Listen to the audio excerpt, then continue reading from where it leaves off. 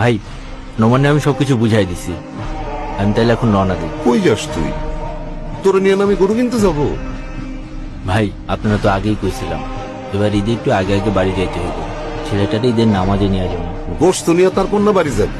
চল চল, আগে হাটে চল। টিকিট কেটে রাখছি তো, দূরও, আগে হাটে চল না। গাড়ি ছুটে যাবো।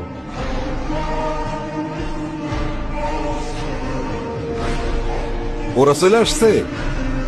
আচ্ছা ঠিক আছে, আমরাও গরু নিয়ে আসতেছি। কিরবে দাম কত গরু? পছন্দ হয়েছে একটাও? হ ভাই এইটা।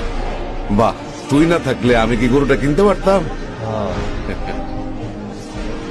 ভাই পরিবহনের কাউন্টার থেকে বলতেছি।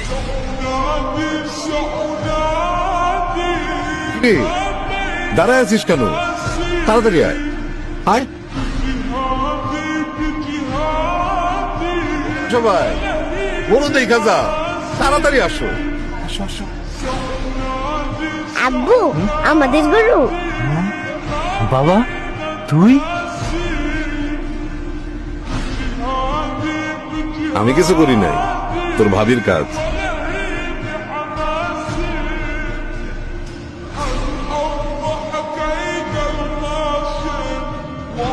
কোরবানি কার পক্ষ থেকে হবে? হ্যাঁ এই যে।